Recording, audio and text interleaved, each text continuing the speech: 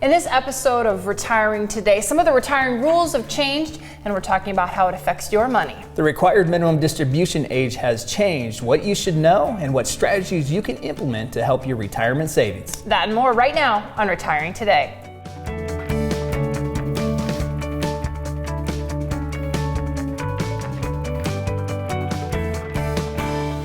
Welcome to Retiring Today. In late 2019, lawmakers in Washington passed the Secure Act. It's still having effects on retirement plans today. I'm here with Lauren Merkel. He's a certified financial planner. You sit down with people every day and you talk about retirement plans, and you have to follow a lot of rules that come from lawmakers in Washington, and the Secure Act has passed. And Lauren, I know you're pretty honest about this one. You don't really love the Secure Act. I'm not pulling a lot of punches on this one. No. It stands for, though, setting up every community for retirement enhancement, right? Setting every community up for retirement enhancement. Sounds great. Sounds good. Sounds wonderful. I'm voting yes. And with a name like that, there has to be some goodness to the bill, doesn't there? Yes, I would think so. And there is. There are some good components of the bill that we like, and we're going to discuss what some of those components are. But there's also a lot of components that will have a very detrimental effect on people's retirement savings, and we're going to focus some of our efforts on that today as well. Okay, so you've renamed it. I know this is something your brain has been working on, and you've given it a new name. Yeah, so after we read through the bill, we really figured out what this bill was doing. So the team and I got together and we affectionately have renamed the bill to Seize Every Cent of Unused Retirement Earnings. That doesn't sound as good as that first thing we were talking about. No, it sure doesn't, but I think it's more reflective of what the bill is actually doing. I mean, really, this country, or really this world, is going to embark on one of the biggest transfers of assets that we have ever seen. Because there's $29 trillion in retirement savings. The majority of that money is within baby boomers or the older demographic. And over the next 10 to 20 years, the baby boomers and the older demographic are going to be transitioning a lot of that $29 trillion to younger generations. And Uncle Sam knows that. And this bill has an immediate impact on that transfer of assets, where Uncle Sam, without the appropriate planning, and even, to be quite honest, even with planning, Uncle Sam's going to get a bigger portion than what he would have prior to the bill. But there are strategies you can implement to save more, keep more within your family or within your legacy plan. But Uncle Sam's going to get a bigger chunk than what he would have prior to the bill. Yeah, and I think because we are going to focus mostly on the required minimum distribution, or the RMDs, in this episode, and then the positives of how that changes in the Secure Act. But let's just stick with the negative first and really spell that out, so people aren't wondering, well, what is it that Lauren doesn't really like about it? So it's this IRA inheritance. Kind of spell it out for people. Well, a lot of that $29 trillion is held within 401k plans and IRAs. And the way it used to be prior to the bill is when the younger generation received this money, they could stretch out distributions. They were still mandated to start taking distributions out, and they had to take distributions out every year of their life. But it was based on their life expectancy, which is longer, which means the distribution amount is less.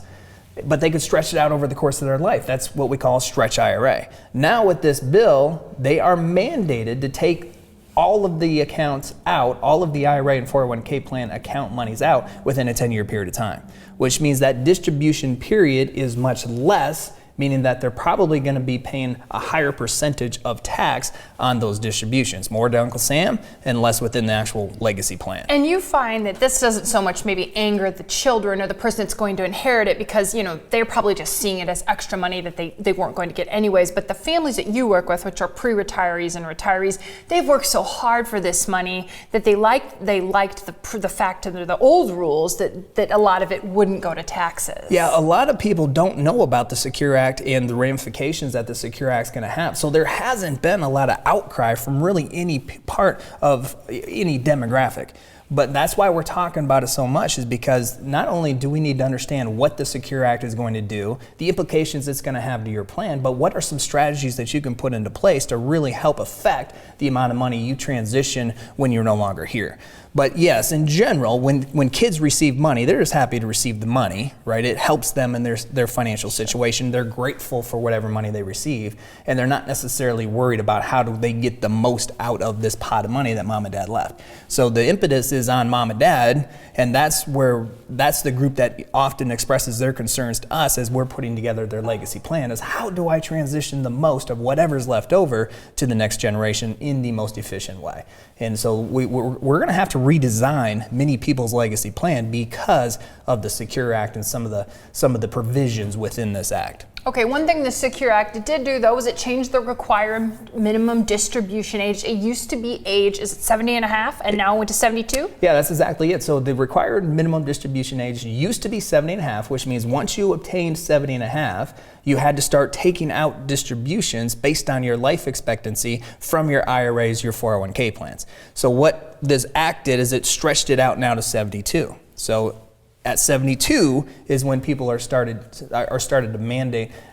mandated to start taking distributions from their IRAs and 401k plans. Okay, and that's a good thing, by the way. So it gives people a little bit extra time before they're mandated to start taking distributions out. So what happens if you turned 70 and a half in 2019? Because the bill didn't go into effect until January 1st of 2020. That's right. So this is that RMD trap that we've labeled it, because there are many people who turned 70 and a half in 2019 and maybe casually heard about the RMD age being changed, because of all the provisions, that's the provision that a lot of people are talking about. That's the provision that Congress is touting because that is a good thing. So some people casually heard about it being turned from 70 and a half to 72, and they don't think that they have to take required minimum distributions until 72. Well, that's not true. If you turn 70 and a half in 2019, you're still mandated to take distributions based on the prior schedule. So you still want to make sure you're taking distributions out. If you turn 70 and a half in 2019, you actually have up until April 1st of this year, 2020, to take that distribution. So you don't want to miss it, because otherwise it's a 50% penalty. Okay, and there's some important stuff here that we need to let people know about the tax brackets and how that can be affected. Well, what we talk a lot about from a tax planning standpoint is how today taxes are on sale. And what we mean by that is the current tax brackets that we're living in are less than what historically they have been, and what we know, what is based on current law in the future, they will be. So as of 12/31 of 2025, these current tax rates are going to increase. The current tax rates will increase. So January 1st, 2026, we will be living underneath a different tax structure unless the laws are changed. So as an example, right now the lowest tax bracket we have available to us is 10%. In 2026, that's going to remain constant at 10%. But the 12% bracket will go to 15%. The 22% bracket will go to 25%, the 24% bracket will go to 28%, and so on up the line. So these taxes, the tax brackets we're exposed to right now, are significantly lower than what they have been historically. That 10%, we have to go all the way back to the 50s before we find another 10% bracket prior to 2010. The 37% bracket, which is the highest bracket today, has been as high as 94% historically. Wow. And the brackets in between have been significantly higher. So that's why we're always talking about tax strategy. What can you do today to help impact what it is that you pay in taxes down the line? Take advantage of taxes while they're on sale. January 1st, 2026, as of the law right now, taxes are going up. Okay, we'll continue our conversation about the Secure Act, a law change made in Washington, and how it affects your retirement plan, especially when it comes to RMDs. When Retiring Today continues.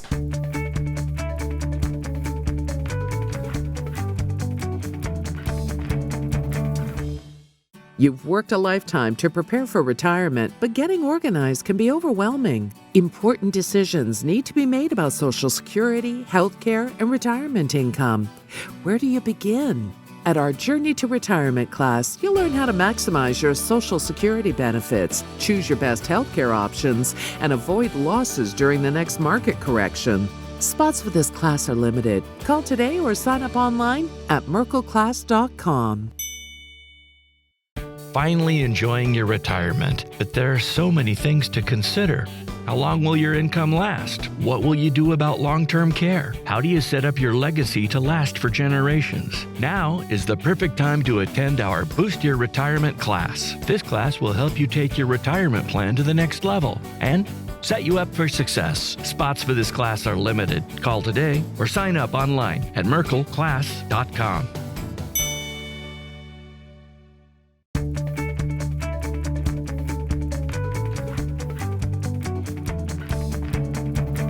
Welcome back to Retiring Today. This episode is all about the Secure Act and how it affects your retirement. The RMD, or required minimum distribution age, has been moved from 70 and a half up to 72.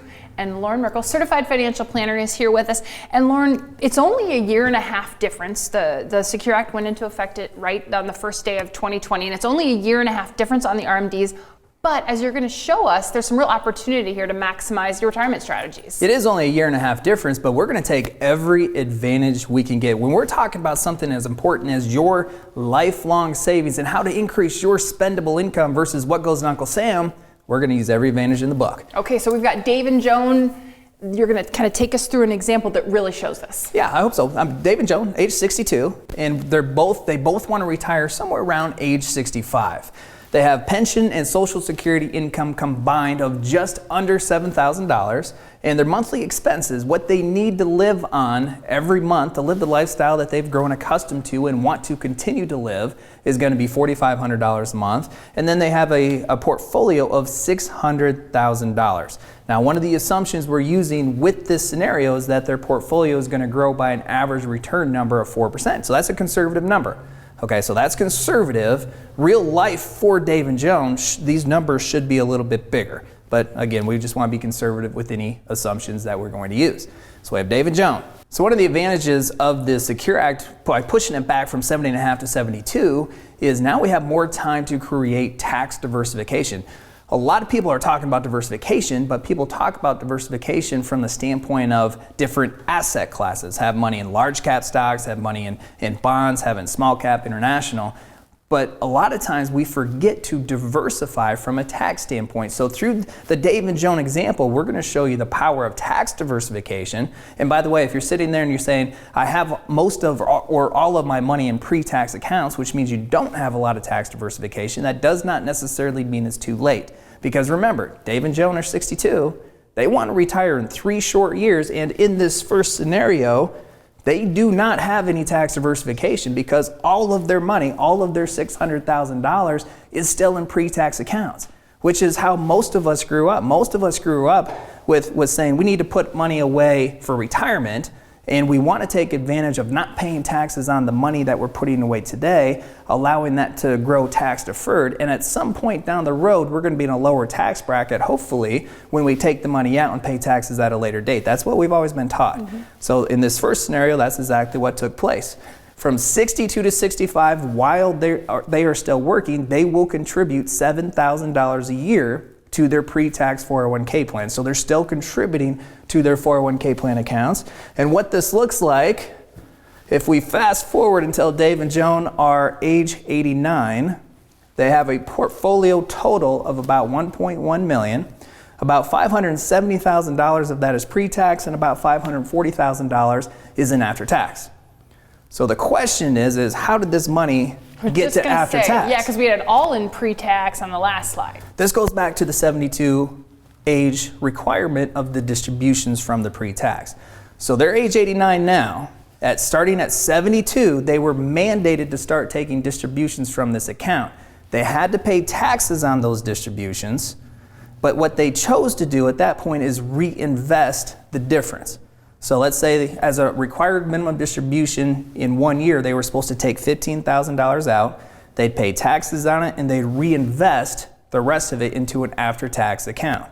Because remember, they have about just under $7,000 of income coming in between IPRs and Social Security. So they don't need this RMD. It's not something that they need to hit their retirement goal. That's exactly it. They had more guaranteed income than what they needed from a lifestyle standpoint. So the government mandated, Uncle Sam mandated they take the distributions out. They didn't need it, so they reinvested it after they paid the tax bill. So what they ended up with at age 89 is about $1.1 million total. $570,000 of that's pre-tax. $540,000 of this is after tax. This $540,000, again, taking it back to the Secure Act. The Secure Act doesn't impact this money at this point because it's not in an IRA account. The Secure Act does not impact this type of an account. So what the Secure Act does impact is this account. So this is still in an IRA. And what the Secure Act did is it said now when Dave and Joan pass away, this goes to their 2 kids, and now their 2 kids have to have all of that money out within a 10-year period of time, which is probably, at age 89, their kids might be 60, right? Their kids might be in their highest wage earning years, and then you dump another $600,000 into their already highest wage earning years. It could elevate the level of tax, the percentage of tax that they pay on that inheritance.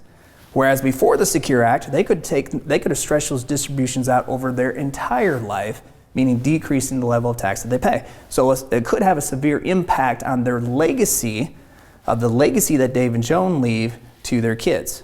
So what Dave and Joan are going to focus on, instead of having all their money in pre-tax, is they're going to focus on creating tax diversification. So the second scenario, now most of their money is in pre-tax, not all of it, and they're shifting their $7,000 contributions to the Roth IRAs. And now with a lot of 401k plans, they can shift it not necessarily to an IRA, maybe they shift it underneath their 401k plan to the Roth 401k plan. Either way, the difference is that their contributions are not going in pre-tax, they're paying taxes on that $7,000 now, and they will grow tax-free forever. So this is what the outcome looks like if we fast forward to age 89. They have a little bit more of total savings. They have about $500,000 of pre-tax money, $160,000 of tax-free Roth money, and about $500,000 of after-tax. So what Dave and Joan have done is they created a little bit of tax diversification. They still have to pay the tax bill on this money, the $525,000. When they pass away, their 2 kids will still be mandated to take that $525,000 out over a 10-year time frame. That's still not great, but now the kids get $160,000 that they have to take out within 10 years, but they don't have to pay any federal tax on it at all. So there is zero tax consequence to their kids on that money. Is this gains from the Roth then, or what's this? Yes, 160? this is. So remember, they started their contributions $7,000 a year from age 62 to 65. Okay. So those Roth contributions have grown. That's the growth. Between age 65 to, in this case, age 89 when they pass away. And then they still have about $500,000 that is not impacted by the Secure Act. It's in the after-tax account. By the way, from a legacy standpoint, when the kids inherit this money, that is also tax-free to the kids. So they have $500,000 tax-free, $160,000 tax-free, so $660,000 tax-free money and about $500,000 that they'll still have to pay taxes on within a 10-year period of time. Significant difference. Even though the overall total portfolio is not a significant difference, it will be a significant difference of what they're able to pass on to the kids, and it will lessen quite a bit how much Uncle Sam gets to keep. But let's say Dave and Joan live forever. So they don't pass away at age 89. Because inflation's kicking in, right? So at age 89, they don't need $4,500 a month. By this time with inflation, they might need something close to $8,000 a month. So they do need to live on this type of money. They can take income from this money tax-free, also giving them more control over the level of tax they pay on their income at that point. Let's continue to move on. Let's say they do a little bit more tax planning today. So again, their portfolio mostly pre-tax money.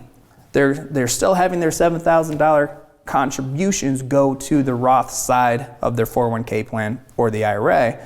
So from age 65 all the way up until 72, when they're mandated to start taking distributions, they're executing Roth conversions.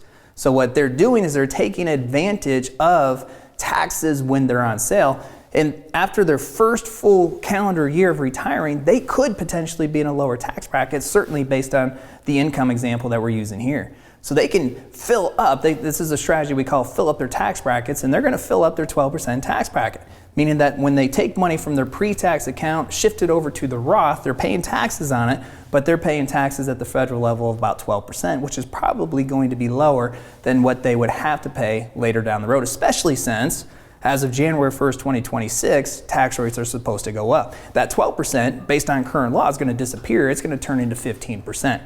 So they're really using the Roth conversion strategy to increase their tax diversification. So what that looks like when they're age 89 is they have about $1.2 million in total portfolio, which is still a little bit higher than the other two, but this is really the power for Dave and Joan. Because now they only have about $350,000 that's in pre-tax accounts. They have over almost $600,000 that's in Roth and about $325,000 that's in tax-favored after-tax accounts. So while they're alive taking income, all the money they take from the Roth account is income tax-free for them federally. This money is tax-favored, but then when they pass away, all of that money goes to the kids tax-free, all of that money goes to the kids tax-free, and then they only have about $350,000, the kids only have about $350,000 that they're limited to that 10-year time frame to take it all out and pay taxes on it. So what they did by increasing some tax strategy, they increased their tax diversification, put them in a better position while they're alive, delivering the income that they needed, but they really dampened the effects of the Secure Act because now there's only $350,000 that is really truly impacted when they pass. The rest of this money is tax-free. So it helps them while they're alive, but it also helps them from a legacy standpoint once they do pass away. I think it also makes the case too, Lauren, for starting to plan early, starting to have these conversations well before retirement to really maximize their strategies. Well, that's the thing, and some people are sitting at home, they're saying, I'm 62 and I haven't done any of this. Is it too late? But no, 62, especially in the situation for Dave and Joan, that is still early. And you still have a lot of time on your hands that you can implement something like this that can really impact you down the line. Because hopefully you want to be, or you will be in retirement for the next 20, 25, maybe even 30 years. A lot of time to implement something like this, especially the way taxes are right now. It's time for our Ask the Advisor segment. We take questions we get from you, the viewers, and we answer them right here on our show, Retiring Today. We got a question from Bob in Johnston. Bob wants to know, when will the Secure Act expire? We'll answer Bob's question and wrap up the key points from today's show when Retiring Today continues.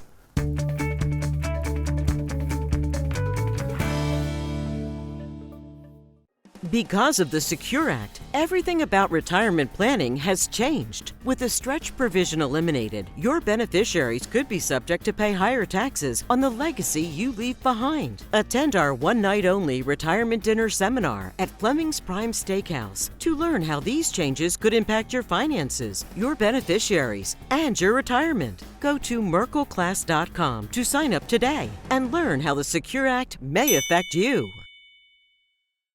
You've worked a lifetime to prepare for retirement, but getting organized can be overwhelming. Important decisions need to be made about Social Security, health care, and retirement income.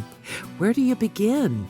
At our Journey to Retirement class, you'll learn how to maximize your Social Security benefits, choose your best health care options, and avoid losses during the next market correction. Spots for this class are limited. Call today or sign up online at merkelclass.com.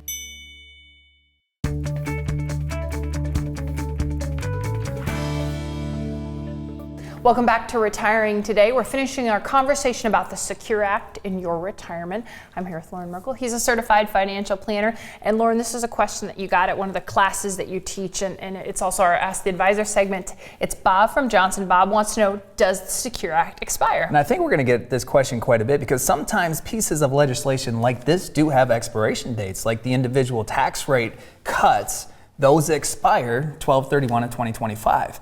But unfortunately, Bob, the Secure Act does not come with an expiration date. So it would actually have to be a piece of legislation that's introduced to change any of the laws that were a part of the Secure Act. And the Secure Act has a lot of pieces to it. So today we've just been focusing on the RMDs, but Lauren alluded to one of the parts of the Secure Act he doesn't like, and that's the elimination of the Stretch IRA. We did a whole television episode on on that and how it could impact your legacy. If you want to go to our YouTube channel, that'd be a great place to go, and you can see Lauren he sits down with an estate planning attorney, and they kind of talk through some of the nuances of the Secure Act and how it can affect your legacy. We've also done a podcast on the Secure Act as well. The podcast name is Retiring Today. You can get that wherever you get podcasts and kind of listen as you're on the go to how this could affect your retirement. But wrapping up, Lauren, today's show, let's talk about the RMDs. Let's remind people kind of what the takeaways are, which is the RMD age has changed. The RMD age has changed, which will help a lot of people, but it could have some implications that are negative for some people. So remember, if you turned 70 and a half in 2019, you were not grandfathered in, which means your RMD age did not get pushed back to 72. You still have to stay on the old schedule. For a lot of people, for those who are not 70 and a half yet, your RMD age did get pushed to 72, which means, just like with Dave and Joan that we showed on the board, you have a little bit of extra time to implement some really effective tax planning strategies. Yeah, and the Secure Act went into effect January 1st of 2020. One thing I know you're talking with a lot of the families that you work with about are Roth Conversions. It's something people should at least be considering. Consider, because not only do you have extra time now because of the Secure Act, but also taxes we feel are on sale. When we compare today's tax rates versus historical rates, it's significantly less. And we do know 2026, January 1st, 2026, based on current law, taxes are going to go up. So Roth conversions can be a really powerful strategy. Even if you're like Dave and Joan, 62, all your money's still pre-tax, the first calendar year after you retire could be a really effective time frame to start converting monies from the pre-tax to Roth. Because again, many of you want to be retired for at least 20 years, which means you have a lot of time to not only take advantage of the tax rates and Roth conversion strategies, but also use those to your ability or to your benefit while you're still living, but it also helps your legacy plan as well. And RMDs are just one of the pieces of retirement. There's a lot of moving parts when it comes to your retirement. A couple of opportunities to learn more about those moving parts are the Journey to Retirement class and the Boost Your Retirement class. Lauren, 2 different classes, but quickly, who might be a good candidate to go to those? The Journey class is intended for those who are within 10 years of retiring or already retired in their early stages of retirement. And we talk about how do you develop an income plan to not only be effective for you at point of retirement, but also 10, 20 years into retirement. We talk tax mitigation strategies. We do weave in the Secure Act and the implications of it in the Journey class. We talk about legacy plans, and we talk about investment strategies. The Boost class is for those of you who are already retired. So you've already taken your Social Security, have a preliminary income plan. So now it's about how do you boost your income, not only immediately, but also down the road. How do you boost your confidence level that you're not going to run out of money? And then how do you combat things like long-term care and the health care issues that we have from a cost standpoint as well. Okay, so if you're interested in signing up for those classes, there's a website on your screen right now. Go there to check out when and where a class is near you, and we'll continue having discussions about your retirement plan on this show. It's Retiring Today, and we thank you for watching. You've worked a lifetime to prepare for retirement, but getting organized can be overwhelming. Important decisions need to be made about Social Security, health care, and retirement income. Where do you begin? At our Journey to Retirement class, you'll learn how to maximize your Social Security benefits, choose your best health care options, and avoid losses during the next market correction. Spots for this class are limited. Call today or sign up online at merkelclass.com. From our family to yours, we hope you have a wonderful weekend. We hope you enjoy the show. We'll see you next week.